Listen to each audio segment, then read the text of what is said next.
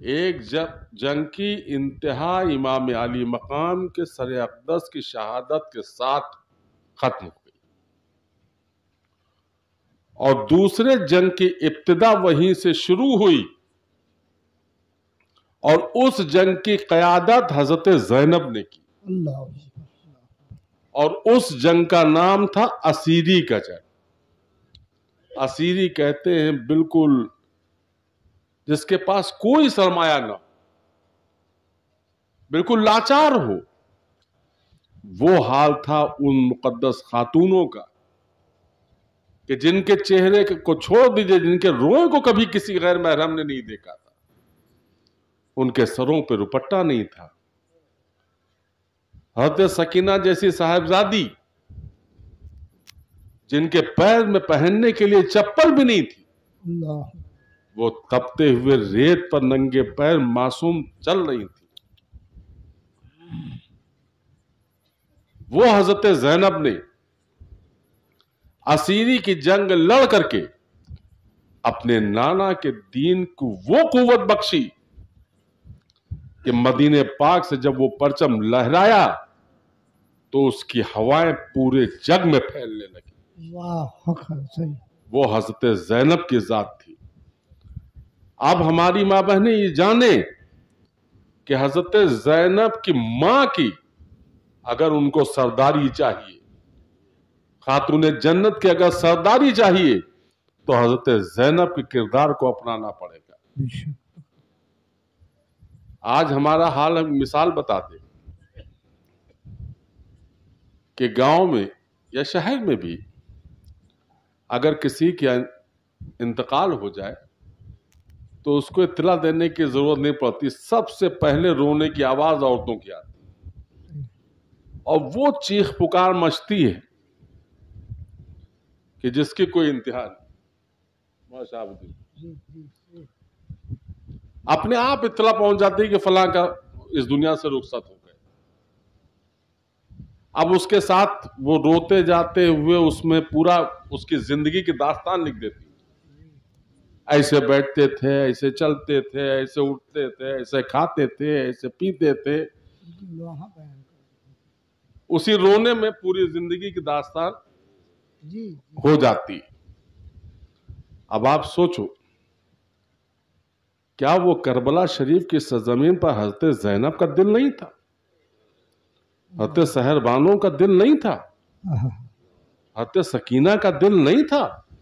حضرت رقیہ کا دل نہیں تھا؟ جو ایک کے بعد ایک سب کے جنازے دیکھ رہی تھی،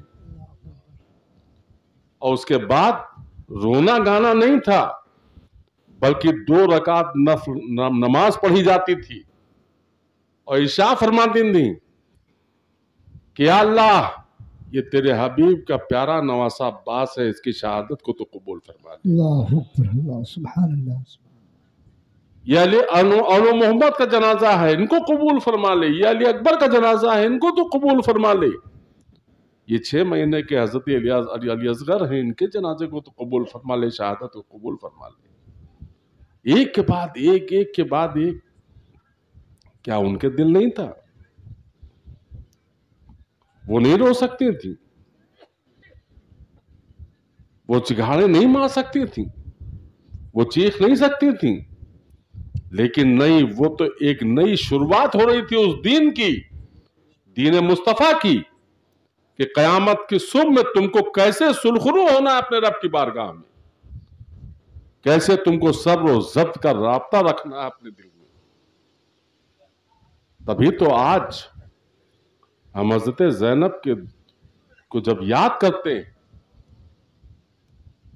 تو دین کی ابتدا نبی نے کی، بنیاد نبی نے رکھی، عمارت سید الشہداء نے تیار کی، لیکن اس میں داخلے کی شروعات میں سب سے اہم رول حضرت زینب کا ہے، سرکار سیدنا زین العابدین کا ہے۔ تو محرم شریف کو رسم و رواج کو نظر نہ کرو، بلکہ حسینی کردار پیدا کرو۔ اپنے آپ کو برائیوں سے ملوث نہ رکھ کر کے اچھائیوں کی راستے پہ چلو، سنت مصطفیٰ پر عمل کرو، شریعت مصطفیٰ پر عمل کرو، تاکہ تمہاری زندگی اور آخرت دونوں سمجھ جائے. بے شک. اور جب حسینی کردار کے ساتھ عمل میں آؤ گے تو امام علی مقام کی بارگاہ میں اگر تمہاری حیثیت ایک گلاس پانی رکھ کر کے بیٹھنے کی ہے تو وہ بھی ان کی بارگاہ میں قبول ہو جائے گا. بے شک. اللہ. سچے دل کے ساتھ کرنے کی کوشش کرو. بے شک. یہ اتنا پیغام اس لیے ضروری تھا کہ جو ہم نے دیکھا ہے ادھر 2-3 دن کے اندر وہ بالکل قابل برداشت نہیں. عجیب حال ہو گیا ہماری قوم کا. اور نوجوان نسل تو سمجھتی ہے کہ بس جوش میں ہم جو کر رہے ہیں وہی صحیح. صحیح. ایسا ہرگز نہیں. ہر ایک چیز کی اپنی ایک حد ہے. اس حد تک کرو گے تو سرخرو رہو گے، حد کے باہر جاؤ گے گنہگار ہو جاؤ گے. اس لیے ہر چیز کو حد میں رہ کر کے کرنے کی کوشش کرو. یہ ہے کربلا شریف اور اسی کا نام محرم شریف ہے. صرف وہاں شہاب الدین صاحب آ گئے، آپ نے شہادت کا واقعہ سن کر کے اپنے آپ کو تسکین دے دی. 2 قطرے آنسو آپ نے بہا دیے. بے شک میرے نبی ارشاد فرماتے ہیں کہ میرے حسین و حسن کے لیے جس نے ایک قطرہ آنسو گرایا وہ میری شفاعت کا حقدار بن گیا. ماشاءاللہ ماشاءاللہ. سچائی ہے، لیکن اس میں ہمارا کردار بھی شامل ہونا چاہیے کہ کس سے وہ راضی ہوں گے. جو حسین کے پیغام پہ چلے گا اس سے راضی ہوں گے، وہ شفاعت کے حقدار بنیں گے. اس لیے ان برائیوں سے اپنے آپ کو محفوظ کرو. اور ایک ضروری اعلان اور بتا دوں، اس وقت ہر بچہ وہ چاہے یہاں رہے چاہے کہیں کاروبار کے غرض سے رہے، سب کے ہاتھ میں بڑے بڑے موبائل، سب نیٹ کا زمانہ ہے، سوشل میڈیا کا زمانہ ہے. پڑھا لکھا ہے تو جاہل، نہیں پڑھا لکھا ہے تو ہر آدمی واقف ہے اس سے. لیکن جہاں اس میں کچھ اچھائیاں ہیں وہیں اس کی بہت سی برائیاں بھی ہیں. برائیوں کا حال یہ ہے کہ آپ واٹس ایپ چلاتے ہو، کسی نے لکھ دیا کہ مولانا شہاب الدین کی فوٹو ڈالی اور لکھ دیا کہ انہوں نے یہ غلط کام کیا. اب آپ نے پتہ نہیں کیا صحیح ہے. بلکہ آپ اس کو آگے بڑھانے لگے. کسی کی عزت کو نیلام کرنے کا نام واٹس ایپ. پہلی چیز. دوسری چیز، بہت سی حدیثیں اور روایتیں واٹس ایپ پہ آنے لگی، فیس بک پہ آنے لگی. آپ یہ سوچتے ہیں کہ یہ بڑی اچھی چیز ہے، آپ نے اس کو آگے فارورڈ کر دیا. اب جب آپ نے اس کو آگے فارورڈ کیا اور جب کسی پڑھے لکھے نے اس کو دیکھا تو آپ پتہ ہی نہیں چلا کہ آپ گنہگار ہو گئے. کیونکہ جھوٹی جھوٹی حدیثیں، جھوٹی جھوٹی روایتیں ایک سازش کے تحت ان پر ڈالی جا رہی. بہت صاف سمجھ لیجئے کہ ایسی حدیثوں کو، ایسی روایتوں کو جب تک کہ آپ کسی عالم دین سے پوچھ نہ لیجئے تو اس کو آگے مت بڑھائیے. صحیح. کیونکہ آپ تو اچھا سمجھ کر کے کر رہے ہیں لیکن وہ آپ کے حق کے لیے بہت خراب ہوا جا رہا ہے. جب تک کہ تصدیق اس کی نہ کر لیجئے تب تک کہ اس کو بڑھائیے نہیں. کیونکہ آپ سمجھتے ہیں کہ ہم تو ایک تو واٹس ایپ پہ وہ بھی بہت چلتا ہے کہ ایسا عمل ہوا، اس کو اگر آگے نہیں بھیجو گے تو تم مر جاؤ گے، 10 آدمیوں کو بھیجو. صحیح. ارے عجیب حال ہو گئی، یہ جہالت آ گئی کہ مطلب کوئی نہیں بھیجے گا. ارے موت زندگی اللہ کے ہاتھ میں، زندگی دینے والا وہ ہے، موت کا مالک وہ ہے. ایک میسج اگر نہیں بھیجیں گے تو ہم اپنے آپ مر جائیں گے. کیسے مر جائیں گے؟ جب تک کہ اللہ کے ہاں سے پروانہ نہیں کٹے گا تب تک کہ نہیں مرنا ہے. صحیح. اور جس دن کٹ جائے گا دنیا کی کوئی طاقت اس کو روک نہیں سکتی. یہ میسج بھیجنا اور نہ بھیجنے سے کوئی نہیں مرنے والا. لیکن ادھر 2-3 دن کے اندر جو واٹس ایپ پہ حالات دیکھے تو اس میں یہ لگا کہ ہمارے ہی لوگ گنہگار ہو جائیں. صحیح. صحیح. جو بچے نہیں جانتے، اس لیے میں نے کہہ دیا.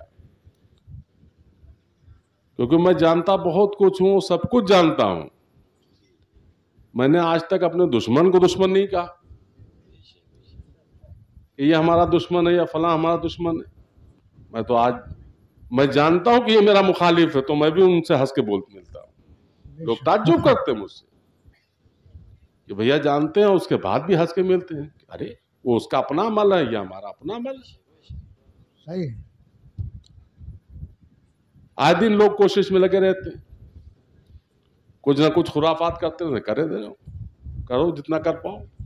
تو میں کبھی اس کی فکر نہیں کرتا ہوں. میں اپنی غلامی پر ناز کرتا ہوں، اپنی غلامی میں مست رہتا ہوں. کیونکہ میرے شیخ نے اصل میں میرے پاس فالتو کام بھی نہیں. میرے شیخ نے مجھے ایسا مشن دیا ہے کہ اس میں 24 گھنٹے کام ہے. چاہے اپنے سرکاروں کی بارگاہوں کی غلامی ہو اور چاہے دارالعلوم یتیم خانہ صفیہ ہو، اسی کام میں مست رہتا ہوں. تو اس لیے میں نے عرض کیا کہ سوشل میڈیا پہ بھی کوئی بھی میسج بغیر عالم دین سے پوچھے اس کو فارورڈ نہیں کریے گا. صحیح. اس کا دھیان رکھیے گا. اور کوئی بھی ایک چیز اور بتا دیں، فیس بک وغیرہ پہ کوئی بھی سینسٹیو میسج جو آتے تمام ہندو مسلم کر کے میسج آتے، ان میسج کو بھی نہ تو شیئر کریے گا اور نہ ان کو فارورڈ کریے گا. کیونکہ ہمارے ملک میں امن ہے، اس امن کو ختم کرنے کی بھی کوشش کی جا رہی ہے. تو ان سے بھی بچنے کی کوشش کریے گا. میں نے عرض کیا تھا کہ یہ موبائل بہت اچھی چیز بھی ہے اور بہت خراب چیز بھی ہے. آخر میں صرف اتنا کہنا چاہوں گا کہ آپ اپنی زندگی کو بہتر زندگی بنائیے، برائیوں سے بچیے، اچھائیوں کی راہ بچیے، سچے حسینی بنیے، یزید کے عمل سے بچیے اور حسینی کردار کو اپنائیے. اب ہم آپ کہیں کہ ہم حسینی ہیں اور ڈی جے پہ ناچیں، ہم اپنے آپ کو کہیں حسینی ہیں ہم جوا کھیلیں، ہم اپنے آپ کو کہیں حسینی ہیں نماز پڑھنے نہ جائیں، ہم اپنے آپ کو کہیں حسینی ہیں ہم سنت مصطفیٰ پر عمل نہ کریں. اور اب تو بڑے سمجھدار لوگ ہو گئے. اگر مولانا شہاب الدین صاحب نے کہہ دیا کہ ڈی جے اگر رکھو گے بارات میں تو ہم نکاح میں نہیں جائیں گے، تو کہنا آپ نہ جائیں، ہم حافظ فخر عالم کو بلائے لیں. اب جب حافظ فخر عالم کے پاس پہنچے تو اب یہ کیا کریں؟ بھئی اللہ نے رزق کا ذریعہ تو آپ کو بنایا ہے. اب انہوں نے اگر کہہ دیا کہ ہم بھی ہے نا جب اچھا ٹھیک ہے تنخواہ لے آئے تب بتائیے نہ پڑھاؤ. یہ ہماری قوم کا حال. ایک بات سمجھ لیجئے، جتنا بڑا مجرم حرام کام کرنے والا ہے اتنا ہی بڑا مجرم اس میں شامل ہونے والا ہے. صحیح. کوئی بچ نہیں سکتا ہے اس سے. اور میرے امام نے ہم سب کو انہی کاموں سے بچوایا. اس لیے ایسے کام نہ کرو کہ کل ان کے نانا کی شفاعت کے بھی ہم حقدار نہ بن پائے.